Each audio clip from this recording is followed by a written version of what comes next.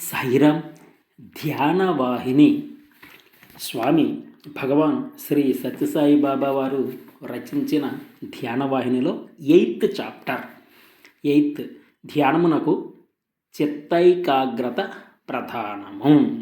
చిత్తైకాగ్రత అత్యవసరము కూడా. మనసు ఎల్లవేళలా నిర్మలముగా, నిశ్చలముగా, ప్రశాంతముగా, పవిత్రముగానే ఉండాలి. నిర్మలముగా, నిశ్చలముగా, ప్రశాంతముగా, పవిత్రముగా మనసు ఉన్నచో నీకే మంచిది. దీనికి ధ్యానము, సమాధి, ధ్యానము చాలా మంచిది. దినమునకొక నామము, దినమునకొక రూపము మార్చుచుండకూడదు. మొదలు నీకు ఏ రూపములు తృప్తి కలిగించునో దానినే క్రమము తప్పక ఆచరించు. నీకు ఏ రూపనామములు తృప్తి కలిగించునో దానినే క్రమము తప్పక ఆచరించు. తప్పక హృదయములో నిలుస్తుంది. నామస్మరణ, రూపధ్యానము చెయ్యమని ఆజ్ఞ. ఆ పని మీరు చేస్తూ ఉండిన దానిని ఏ ఏ చోటు వేయించవలను అట్లు తానే నడిపించగలడు. నెక్స్ట్ పాయింట్, స్థిరము కాని మనస్సును స్వాధీనములో దించుకోవడానికే ప్రార్థన, భజన, జప, స్మరణలు ఏర్పాటు చేయబడినది. స్థిరము కాని మనస్సును స్వాధీనములో దించుకోవడానికే ప్రార్థన, భజన, జపము, స్మరణలు ఏర్పాటు చేయబడినది. హరినామమును మరిపించేదాన్ని దేనిని నీవు చెంత చేరనివ్వకము. దాని లాభము నీకే నిదానముగా గోచరము కాగలదు. హరినామమును మరిపించే దేన్ని నువ్వు చెంత చేరనివ్వకూడదు. అంటే హరినామము very very very important, essential. Every minute, every second హరినామం చాలా మంచిది. దాని లాభము నీకే నిదానముగా గోచరము కాగలదు. నెక్స్ట్ ఇంపార్టెంట్, నామమును మొక్కను అభివృద్ధి పరుచుకున్నటే నీ వంతు. దానిని సరిగా చేస్తున్నావా లేదా, నామములో మహత్తు ఉందా లేదా అని ఈ రుచులు చూచుటకు ప్రయత్నించుకు, సందేహించుకో. తప్పక ఆ నామ మొక్కనే వృక్షమయ్యి నీవు ఆశించిన ఫలములు నీకు తినిపించగలదు. నీవును సాధించగలవు. అట్టి ఫలమును పట్టుకొనునట్టి వలనే నామము. కాన ఆ నామమును ఏ రీతిగా మార్చక దాని రూపమును దృష్టిలో పెట్టుకున్న అదే ఏకాగ్రత స్థానము. దాని రూపమును దృష్టిలో పెట్టుకున్న అదే ఏకాగ్రత స్థానము. నామస్మరణ అనే వలకు మధ్య మధ్య వెళ్తీ ఉండకూడదు. అనగా సర్వవేళలందు విరామము లేక చేయవలను. సర్వవేళలందు విరామము లేక చేయవలను. హరినామస్మరణ సర్వవేళలందు విరామము లేక చేయవలను. నీ మతి నీ స్వాధీనమున లేకుండా పోవునంత వరకు ధ్యానించు. అదే మొదటి పని. నీ మతి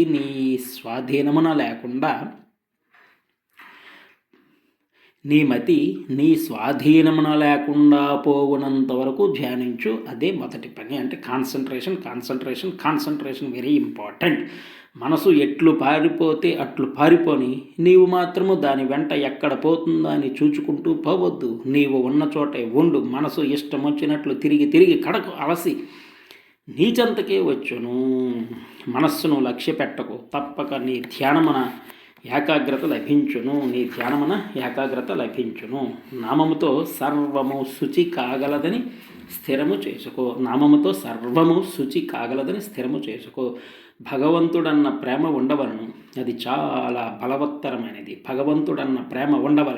అది చాలా బలవత్తరమైనది. ఇనప గొలుసులైనను సులభముగా త్రుంచవచ్చును.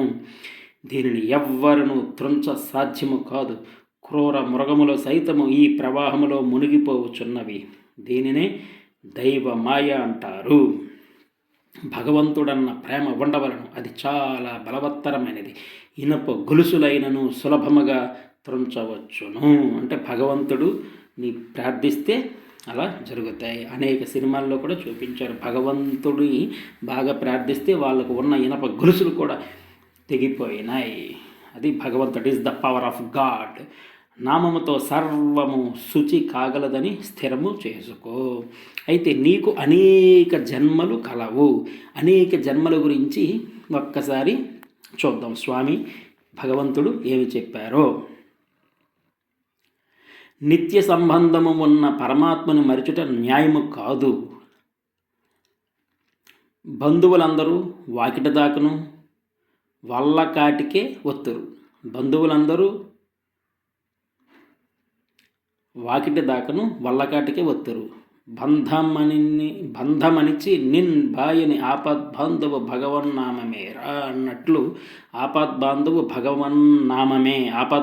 భగవన్నామమే అన్నట్లు ఎన్నటికీ ఎడబాయని బంధువు అతనొక్కడే.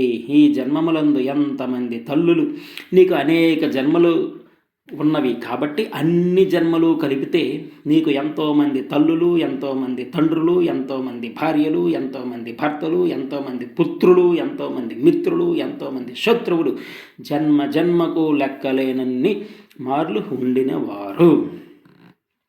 అన్ని జన్మలు కలిపితే నీకు ఎంతోమంది తల్లులు, ఎంతోమంది తండ్రులు, ఎంతోమంది భార్యలు, ఎంతోమంది భర్తలు, ఎంతోమంది పుత్రులు, ఎంతోమంది మిత్రులు, ఎంతోమంది శత్రువులు, జన్మ జన్మకు లెక్కలేనన్ని మార్లు ఉండినారు. అట్టి సంబంధము నేటికి చిరస్థాయిగా ఉన్నదా? పూర్వబంధువులందరికీ జ్ఞాపకమున్నదా?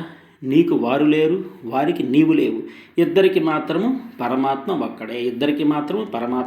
అతను మాత్రము ఎన్ని జన్మములైనా మారడు. పరమాత్మ ఎన్ని జన్మలైనా మారడు. నిత్యము జన్మములు యందు మిమ్మలను చూచుచూనే ఉన్నాడు. అట్టి పరమాత్మని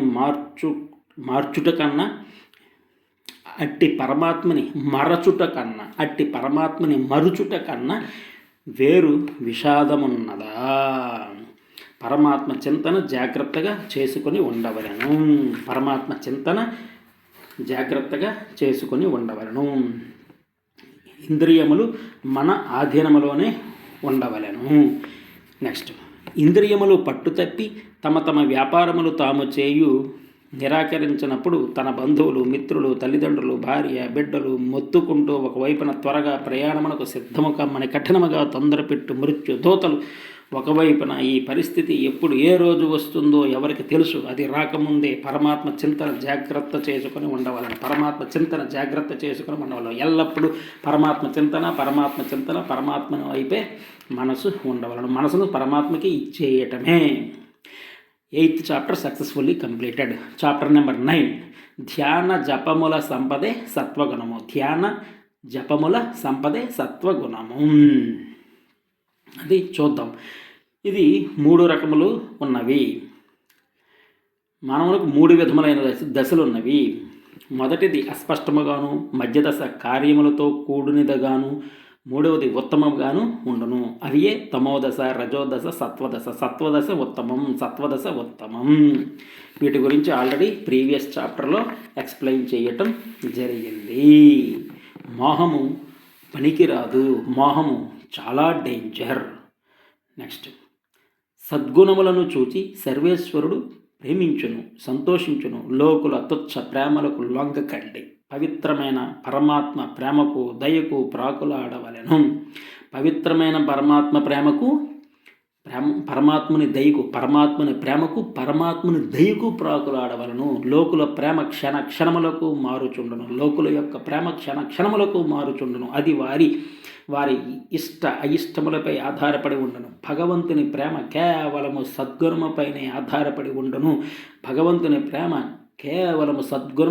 ఆధారపడి ఉండును. అంతేకాక అది స్థిరమైన ఆనందమును ప్రసాదించును.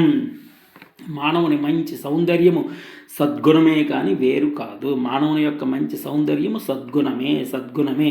అట్టి సౌందర్యమునకు మించిన సౌందర్యము వేరు లేదు. అది లోకమున ఎవరైనా పాపకార్యం చేస్తే దానిని గురించుకోవడము సద్గుణవంతులు ప్రసంగించకూడదు. లోకమున ఎవరైనా పాపకార్యములు చేస్తే దానిని గురించుకోవడము సద్గుణవంతులు ప్రసంగించకూడదు. ఎందుకన ఆ చింతలో వీరును దిగవలసి వచ్చును. కాన వాడు అందులో భాగము వహించిన వాడగను. ధ్రువుని ప్రహ్లాదుని కథలు ఉంటే పుణ్యము వచ్చును. ధ్రువుని కథ, ప్రహ్లాదుని కథలు వింటే పుణ్యము వచ్చును, మార్గము చిక్కును. సావిత్రి అనసూయ చరిత్రలు వింటే పాపము నశించును. గుణములు కుదురును. ఇది చాలా మంది. నెక్స్ట్, సత్కార్యము ఆచరించటమే. మంచి గుణవంతులను నిందించేవారు వారిని పావనము చేస్తున్నారని చెప్పటము ఉండును. మంచి గుణవంతులను నిందించేవారు వారిని పావనము చేస్తున్నారని చెప్పటము ఉండును. ఎప్పుడు వారిని నిందించుట వల్ల వారి పాపములను పైకి లాగి తాము తమలోనికి ఆ పాపములను గ్రహిస్తున్నారు. అంటే మంచి గుణవంతులను నిందించరాదు, ఎవరిని నిందించరాదు. ఆ విధముగా సద్గుణవంతులను నిందించేవారు పాపులవుతారు. ఎదుటివాని దుర్మార్గమును కానీ చెడ్డను కానీ ఎప్పుడు తలంచరాదు. చేతనైతే వానికి మంచి మార్గము చూపించు, లేదా వానిని మంచి మార్గమున త్రిప్పుటకు వాని ఎదుట మంచి కార్యములు చేస్తూ మంచి విషయములను బోధించుచు ఉండవలను. ఇట్టి శాంతము, దయ, సర్వశ్రేయోభిలాష మానవుని యందు ఉద్భవించవలను. అట్టి సద్గుణ సంపత్తును పొందవలనన్న జపధ్యానములు ఆచరించవలను. జపధ్యానముల ఫలమే సద్గుణ సంపత్తు. అయితే ఇక్కడ ఎవరెవరికి భగవంతుడు దర్శనం ఏ విధంగా ఇచ్చారో చూద్దాం. భగవంతుడు ప్రహ్లాదునకు స్తంభమందే ఉద్భవించి దర్శనమిచ్చును. వేమనకు శిలయందు దర్శనమిచ్చెను. మార్కండేయునకు లింగము నుండి బయటకు వచ్చెను. మార్కండేయునకు లింగము నుండి భగవంతుడు దర్శనం ఇచ్చెను. ఏ సత్సంగమున పరమాత్ముని గురించిన, సత్యమును గురించిన, పరోపకార సర్వజన సమాన ప్రేమను గురించిన ప్రసంగము పురికొల్పబడుతుందో అట్టివారే నిజమైన స్నేహితులు, అట్టివారినే సాధు సంఘము అనుటకు సందేహము లేదు. ఏ సత్సంగమున పరమాత్ముని గురించిన, సత్యమును గురించిన, పరోపకార సర్వజన సమాన ప్రేమను గురించిన ప్రసంగము పురికొల్పబడుతుంది, అట్టివారే నిజమైన స్నేహితులు. నెక్స్ట్, పాపభీతి, దైవభీతి లేనివారు ఎంతటికైనా సాహసించగలరు. సంతోషం శాశ్వతముగా ఉంచుకొనవలెను. శాశ్వత సంతుష్టిని ఆశించి పొందు, కానీ అశాశ్వతమైన సంతుష్టుల కొరకు ఆరాటపడమాకు. సంతోషం శాశ్వతంగా ఉండేటట్లు మనం చూసుకొనవలను. అంటే పాపభీతి, దైవభీతి లేనివారు ఎంతటికైనా సాహసించగలరు, అందులో ఆశ్చర్యము లేదు. పాపభీతి, దైవభీతి కలవారే సత్సంగము. ఏ రెండు మందికైనా ఎవరి దగ్గర వెతికినా చిక్కదో అట్టివారే దుస్సంగమున కాన సాధకులు ఎల్లప్పుడూ సత్సంగత్వము కోరవలెను.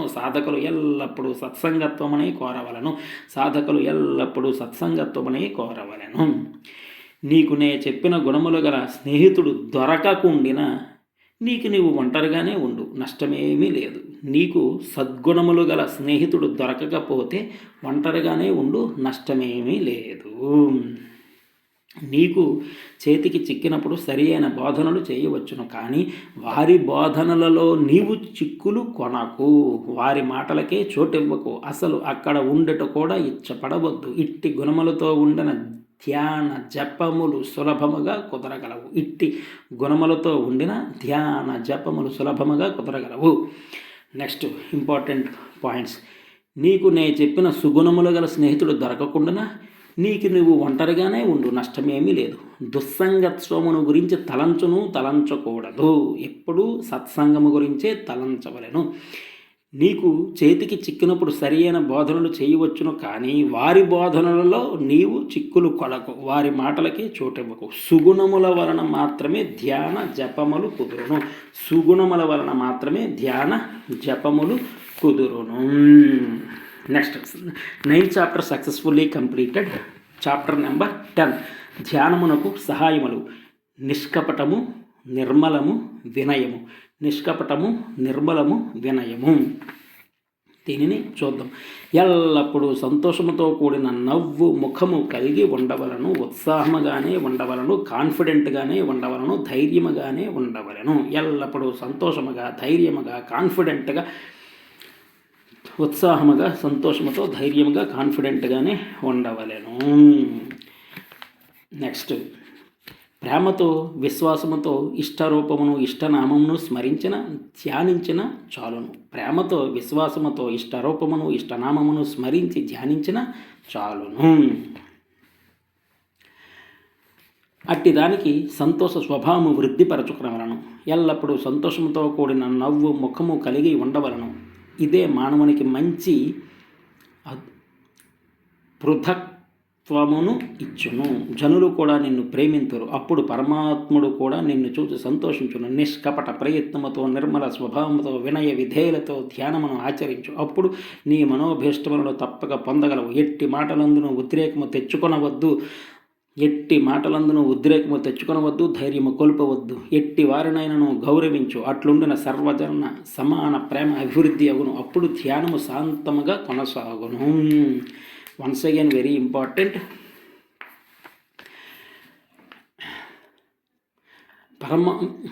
ఎల్లవేళలా సంతోషంతో కూడిన నవ్వు ముఖము కలిగి ఉండవలను. అప్పుడు జనులు నిన్ను ప్రేమింతురు. పరమాత్ముడు కూడా నిన్ను చూసి సంతోషించును. నిష్కపటమైన ప్రయత్నముతో నిర్మల స్వభావముతో వినయ విధేయులతో ధ్యానము ఆచరించు. నిష్కపటమైన ప్రయత్నముతో నిర్మల స్వభావముతో వినయ విధేయులతో ధ్యానము ఆచరించు. అప్పుడు నీ మనోభీష్టములను తప్పక పొందగలవు. ఎట్టి మాటలందును ఉద్రేకము తెచ్చుకొనవద్దు. ధైర్యము కోల్పవద్దు. ఎట్టి వారినైనను గౌరవించు. అట్లుండిన సర్వజన సమాన ప్రేమ అభివృద్ధి అగును. అప్పుడు ధ్యానము శాంతముగా కొనసాగును. ప్రేమతో విశ్వాసముతో ఇష్టరూపమును ఇష్టనామమును స్మరించి ధ్యానించిన చాలును. ప్రేమతో విశ్వాసముతో ఇష్టరూపమును ఇష్టనామమును స్మరించి ధ్యానించిన చాలును. జనులు కూడా నిన్ను ప్రేమింతురు. పరమాత్ముడు కూడా నిన్ను చూచి అప్పుడు సంతోషించును. నిష్కపట ప్రయత్నముతో నిర్మల స్వభావముతో వినయ విధేయతలతో ధ్యానము ఆచరించు. నీ మనోభిష్టము తప్పక పొందగలవు. ఎట్టి మాటలందును ఉద్రేకము తెచ్చుకోవద్దు. ధైర్యము కోల్పవద్దు. ఎట్టి వారినైనను గౌరవించు. అట్లుండిన సర్వజన సమాన ప్రేమ అభివృద్ధి అగును. అప్పుడు ధ్యానము శాంతముగా కొనసాగును. నెక్స్ట్, తృప్తి కన్నా మనుజునకు లాభము చేకూర్చు పదార్థము వేరొకటి లేదు. తృప్తియే చాలా చాలా ఇంపార్టెంట్. ఈ సంతృప్తిని 3 లోకముల కంటే మిక్కిలి ధనమని చెప్పవచ్చును. అట్టివాడు అనుభవించు భగవత్ విభూతులు ఇంతెంత అని చెప్పరానివిగా ఉండును. కామధేనువు కల్పతరువుల కంటే సంతోషముగా ఉండును. వానిలో వాడు మునిగి లోలలాడును ఆడవచ్చును. అట్టి స్థిర ఆనందమును మాని కేవలము దేహ సంబంధమునకే ప్రాకులాడవద్దు. శరీరమునందు మోహం ఉంచవద్దు. ఈ దేహమును పనిముట్టుగా మాత్రమే ఉపయోగించుకునము. నీవు ఆత్మస్వరూపుడవని భావించుకో. నీవింత కష్టపడుటకును దుఃఖపడుటకును బానిసత్వమునకు మూల కారణము ఈ శరీరమే. నీవు ఇంత కష్టపడుటకు దుఃఖపడుటకు బానిసత్వమునకు మూల కారణము ఈ శరీరమే. బాగుగా తెలుసుకో. నీ ఇష్ట ప్రకారము దేహము నడవవలనే గాని నీవు దానికి లొంగిపోవలదు. దీనిని వదలవేయట కానీ ఏదైనా కట్టుబాట్ల యందు శరీరమును కదలక మెదలక బంధించుటకు కానీ దీక్ష పోను. సిద్ధముగా ఉండు. నెక్స్ట్, శనగ గింజలు కానీ కిస్మిస్ గింజలు కానీ బాదము కానీ రాత్రి నీళ్ళలో నానవేసి సాధన తర్వాత భుజింపము. చల్లగా సంతోషముగా ఆరోగ్యముగా ఉండును, ఉత్సాహముగా ఉండును. శనగ గింజలు కానీ కిస్మిస్ గింజలు కానీ బాదము కానీ రాత్రి నీళ్ళల్లో నానవేసి సాధన తర్వాత భుజింపము. చల్లగా హాయిగా ఉండును. తృప్తి అనున్నది సాత్విక గుణము. భగవంతుని వైపు మనసు పోనిచ్చును, శాంతినిచ్చును.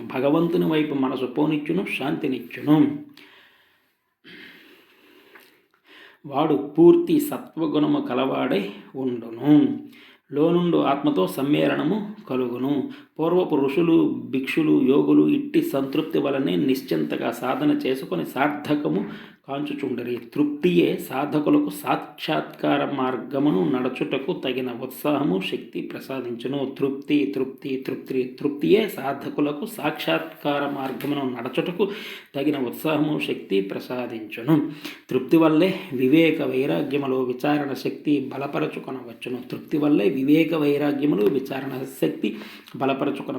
తృప్తియే సాధకులకు సాక్షాత్కార మార్గమును నడుచుటకు తగిన ఉత్సాహము శక్తి ప్రసాదించును. తృప్తియే సాధకులకు సాక్షాత్కార మార్గమున నడుచుటకు తగిన ఉత్సాహము శక్తి ప్రసాదించును. తృప్తి చాలా అవసరం. తృప్తి మంచిది.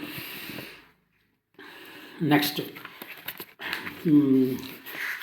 11th, 12th, 13th, 14th తర్వాత చూద్దాం. Love all, serve all, help ever, hurt never, సమస్తలోక సుఖినో భవంతు. Thank you. సాయిరామ్.